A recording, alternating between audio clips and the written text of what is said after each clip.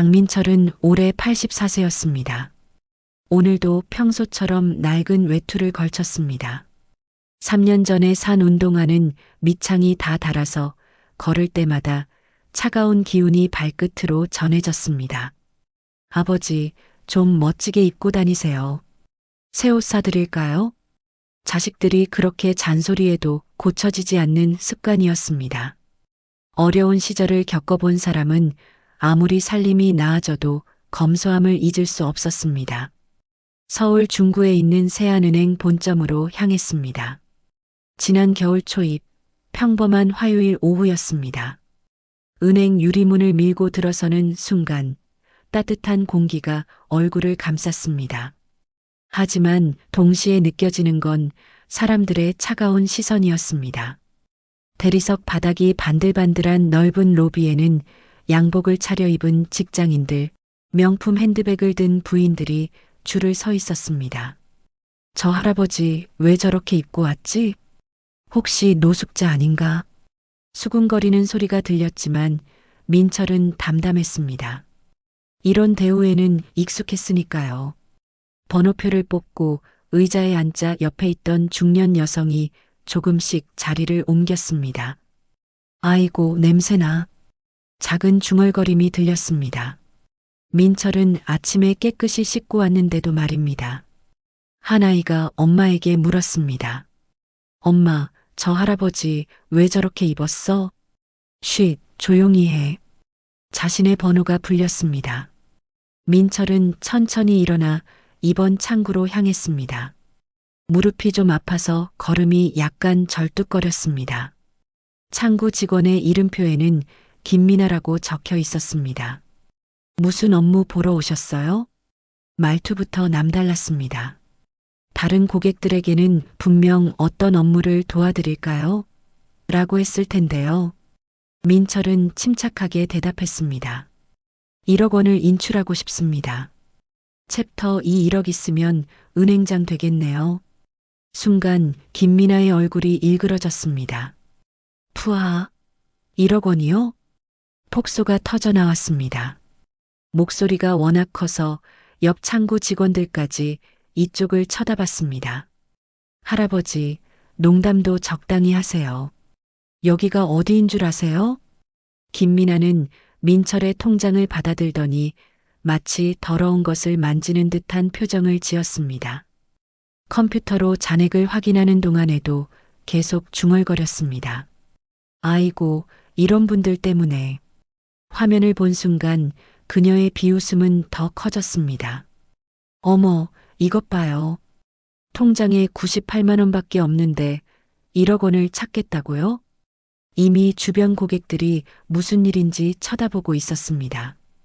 할아버지, 98만 원을 1억 원으로 착각하신 건가요? 숫자 읽기 어려우시면 안경 좀 쓰세요. 민철은 침착하게 말했습니다. 다른 계좌도 있습니다. 계좌 번호를 불러드릴게요.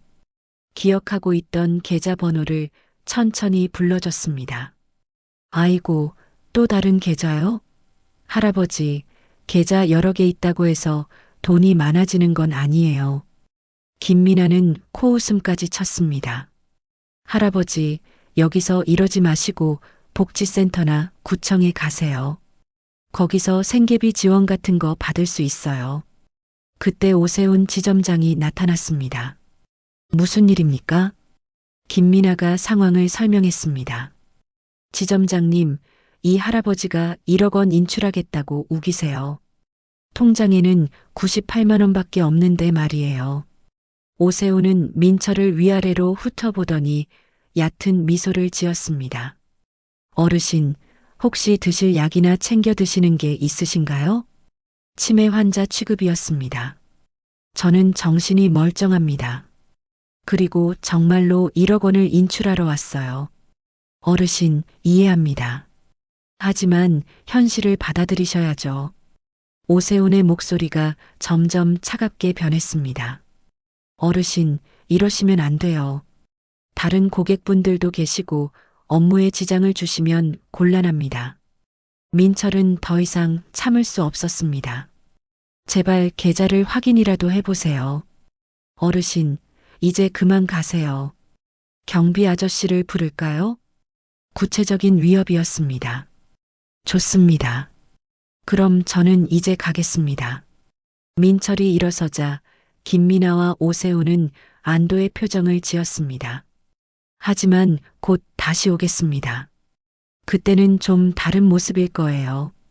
김미나가 마지막으로 조롱했습니다. 네네, 언제든지 오세요. 할아버지가 1억 있으면 전 은행장 되겠네요.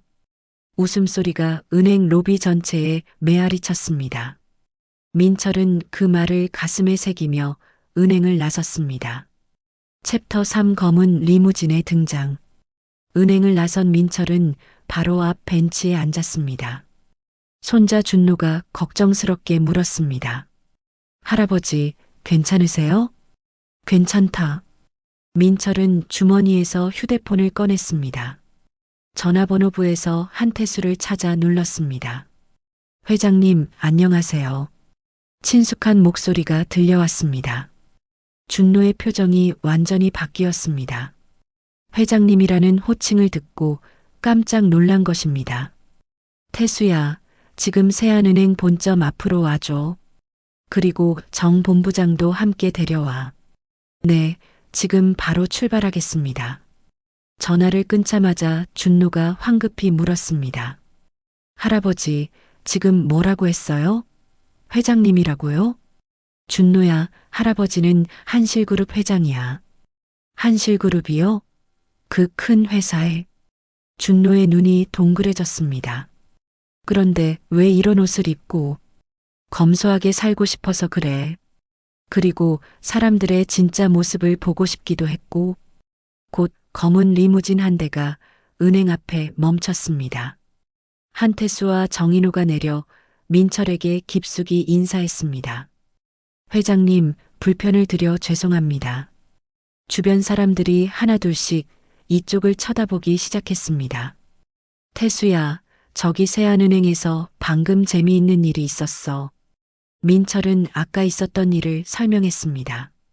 한태수와 정인호의 표정이 급격히 굳어졌습니다. 정 본부장, 우리가 세안은행에 얼마나 예치하고 있지? 정확히는 5,200억 원입니다. 세안은행 전체 예치금의 약 15%에 해당합니다.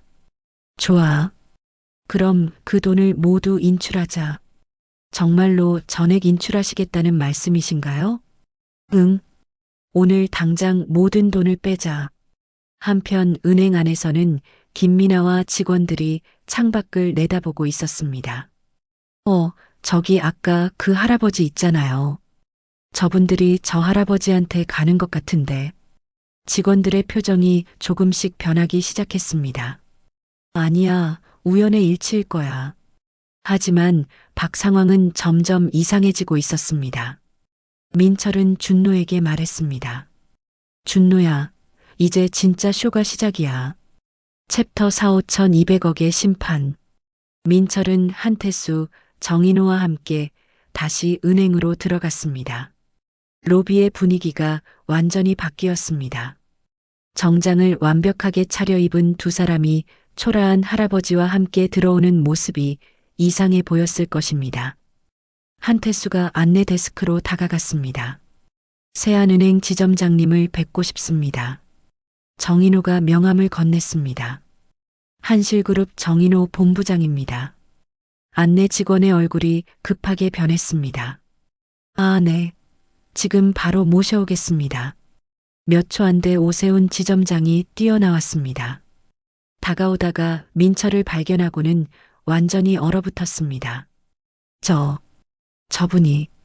정인호가 차분하게 말했습니다. 소개해드리겠습니다. 이분이 저희 한실그룹 장민철 회장님이십니다. 순간 은행 로비가 완전히 조용해졌습니다. 오세훈의 얼굴이 새파랗게 변했습니다. 이분이 우리 은행 1순위 VIP 고객이십니다. 5,200억 원을 예치하고 계신 고객이시죠. 5천억 원? 그 할아버지가? 고객들이 웅성거리기 시작했습니다. 민철은 김미나를 바라보며 조용히 말했습니다. 아까 뭐라고 했죠? 내가 1억 있으면 은행장이 된다고 했나요? 김미나의 얼굴이 더욱 하얗게 변했습니다. 그럼 5천억이면 어떻게 되죠? 김미나는 완전히 말을 잃었습니다. 정 본부장, 지금 즉시 전액 인출 절차를 시작해줘. 5,200억 원 전액 인출하겠습니다. 은행 안이 완전히 아수라장이 되었습니다. 한 중년 남성이 급히 창구로 달려갔습니다. 저도 예금 인출하겠습니다. 지금 당장요. 다른 고객들도 하나둘씩 움직이기 시작했습니다. 나도 인출해야겠어. 이 은행 위험할 것 같아. 뱅크런이 시작되는 순간이었습니다. 김미나는 완전히 무너져서 바닥에 주저앉아 울기 시작했습니다. 으아, 제가 망쳤어요. 다 제가 망쳤어요. 오세훈도 무릎을 꿇고 민철 앞에 엎드렸습니다. 회장님, 제발 한 번만 용서해 주십시오. 하지만 민철은 냉정했습니다. 기회는 아까 충분히 줬습니다. 하지만 여러분은 그 기회를 발로 차버렸어요. 챕터 5 용서의 힘. 몇 주 후, 민철은 우연히 작은 카페를 발견했습니다. 그 카페에서 일하는 사람을 보고 깜짝 놀랐습니다. 김미나였습니다. 카페 유니폼을 입고 손님들에게 커피를 서빙하고 있었습니다. 민철은 그 카페에 들어갔습니다. 어서 오세요. 주문하시겠어요? 김미나는 처음에는 민철을 알아보지 못했습니다. 하지만 목소리를 듣고는 바로 알아봤습니다. 회장님, 커피 한 잔 주세요. 김미나는 떨리는 손으로 커피를 만들어 왔습니다. 회장님, 정말 죄송합니다. 눈물이 글썽거렸습니다. 이제 와서 사과해도 소용없어요. 민철이 차갑게 말하자 김미나는 더욱 절망적인 표정을 지었습니다. 하지만 민철은 곧 부드러운 표정으로 바뀌었습니다. 하지만 복수는 순간일 뿐이에요. 용서는 평생을 남기죠. 김미나가 고개를 들어 민철을 바라봤습니다. 이제부터라도 사람을 겉모습으로 판단하지 마세요. 모든 사람에게는 존중받을 권리가 있어요. 네. 그리고 이 일을 교훈으로 삼아서 앞으로는 더 좋은 사람이 되세요. 정말 감사합니다, 회장님. 커피를 마시며 민철은 생각했습니다. 이 커피가 의외로 맛있다고.